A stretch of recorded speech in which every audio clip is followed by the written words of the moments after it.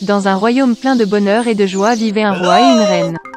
Ils rêvaient d'une seule chose, avoir un enfant. Quand ils avaient déjà perdu tout espoir, leur fille est née. Elle était très douce et belle. À cette occasion, une grande fête a été organisée, et de nombreux invités ont été invités au palais, parmi lesquels de bonnes sorcières.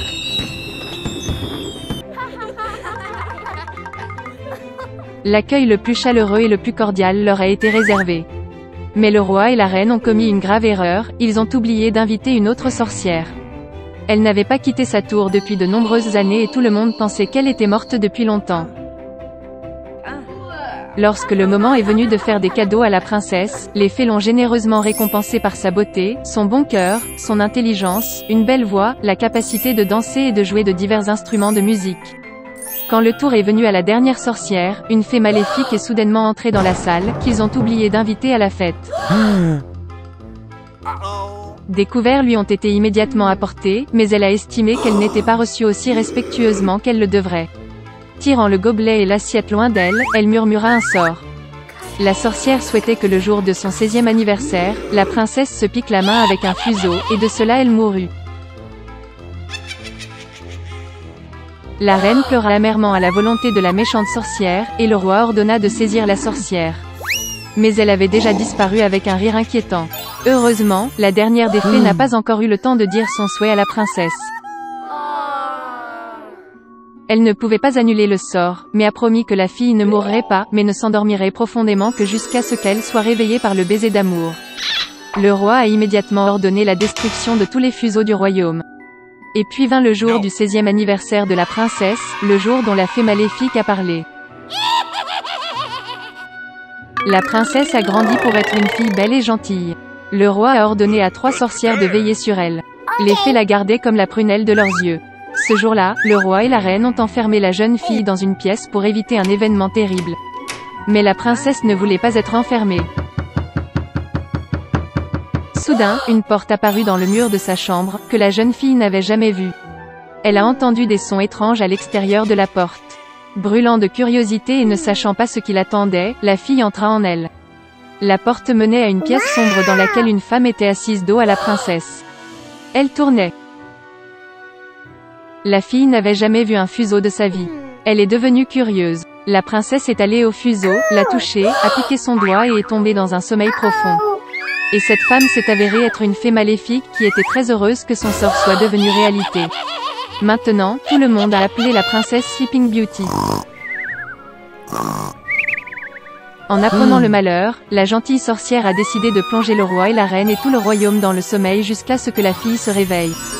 Bientôt, des forêts d'arbres et de buissons épineux si impénétrables se sont développés autour du château que personne ne pouvait passer à travers un tel fourré.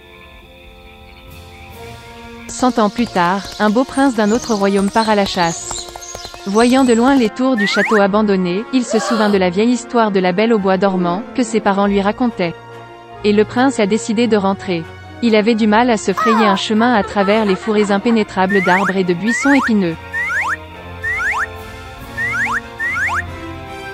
Mais à la fin, le prince s'approcha des portes du château abandonné. Il fit le tour du château tout entier et regarda dans la salle du trône. Là, le prince vit le roi et la reine dormir. Puis, dans l'une des chambres, il a remarqué la Belle au bois dormant, elle dormait sur un lit décoré de fleurs. Le prince alla vers le lit, regarda la belle princesse et sentit l'amour remplir son cœur. Il ne pouvait pas se retenir et embrassa la Belle au bois dormant. Et à ce moment-là, elle ouvrit les yeux et vit un beau prince. Le roi et la reine se sont également réveillés, tout comme tout le royaume. Ils étaient ravis, et en l'honneur des mariés, le plus beau mariage que le monde ait jamais vu a été immédiatement organisé. Depuis, ils ont vécu heureux pour toujours. La reine vivait dans un magnifique château. Elle avait une fille dont elle rêvait. L'enfant avait les cheveux noirs et la peau blanche. Par conséquent, ils l'ont appelée Blanche-Neige. La reine est morte peu de temps après. Le roi n'a pas pleuré pendant longtemps. Un an plus tard, il a amené une nouvelle reine au palais. Elle était belle, mais en colère. La femme a apporté un miroir magique avec elle. Chaque jour, elle admirait son reflet en lui et lui posait la même question. Qui est la plus belle du monde ? Le miroir n'a toujours dit que la vérité. Par conséquent, il a honnêtement loué la beauté de la reine, et la femme rayonnait de bonheur. Blanche-Neige grandissait, et chaque année sa beauté s'épanouissait de plus en plus. Et maintenant, une fois de plus, s'adressant au miroir, la reine a entendu en réponse qu'elle n'était plus la plus belle du monde, mais Blanche-Neige. La reine n'allait pas endurer cela dans son propre palais. Elle a ordonné à son fidèle serviteur de conduire la princesse dans un fourré impénétrable et de la tuer. Mais le serviteur ne pouvait pas, même pour l'amour de la reine, tuer la douce fille. Il a amené la princesse dans une forêt sombre et l'a laissée partir. Et lui-même retourna au château et dit à la reine qu'il avait suivi son ordre. Pendant longtemps, la princesse a erré dans la forêt. En chemin, elle était aidée par toutes sortes d'habitants de la forêt. Blanche-Neige était très gentille avec eux et ils sont donc devenus de bons amis. Vers le soir, la princesse est tombée par hasard sur une petite maison. Elle y entra et vit qu'il n'y avait personne dans la maison. La table était dressée pour cette personne et il y avait 7 lits bébés dans la chambre. Et tout dans cette maison était très petit.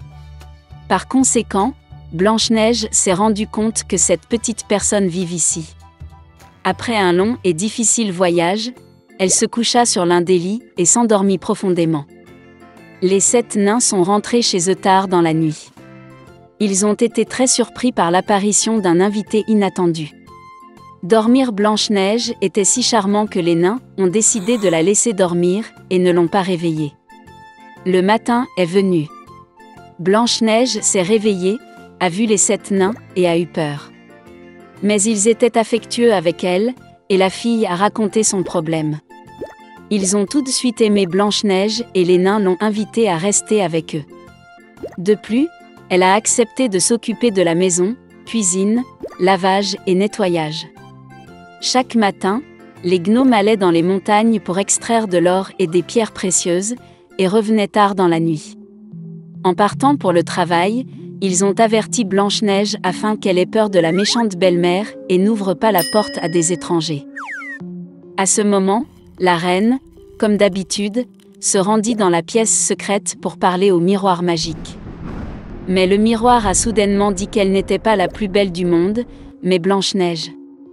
Que la princesse est toujours en vie et vit avec les gnomes dans la maison. La reine est devenue très en colère et a décidé de s'occuper elle-même de Blanche-Neige. Elle est allée dans une pièce secrète et y a cuisiné une pomme venimeuse. C'était très beau à l'extérieur, mais si quelqu'un en mangeait ne serait-ce qu'un morceau, il mourrait certainement. Quand la pomme fut prête, la reine se changea en ancien marchand et vint à la maison des nains. En voyant la douce vieille femme, Blanche-Neige se sentit désolée pour elle. Elle ne se douta de rien et quitta la maison. La vieille femme a offert à la fille une pomme mûre et a dit que si elle mange cette pomme, elle restera jeune et belle pour toujours. Blanche-Neige l'a crut, et dès qu'elle mordit la pomme, elle tomba morte et cessa de respirer. La reine satisfaite se rendit au palais. Dans la soirée, les nains sont revenus du travail et ont vu Blanche-Neige gisant sur le sol. Elle ne respirait pas. Ils ont sangloté si fort et ont déploré que leurs cris aient été entendus par le beau prince, qui chassait dans la forêt voisine. Il est devenu intéressant pour lui quel genre de hurlement s'est produit qui a effrayé tous les animaux. Et quand le prince a trouvé la maison des nains, il a vu Blanche-Neige. Elle était si belle que le jeune prince est immédiatement tombé amoureux d'elle. Il a persuadé les nains de l'emmener avec lui au château, car il y a des médecins qui peuvent guérir Blanche-Neige. Les nains l'ont permis. Puis le prince ordonna à ses serviteurs de porter la princesse sur leurs épaules.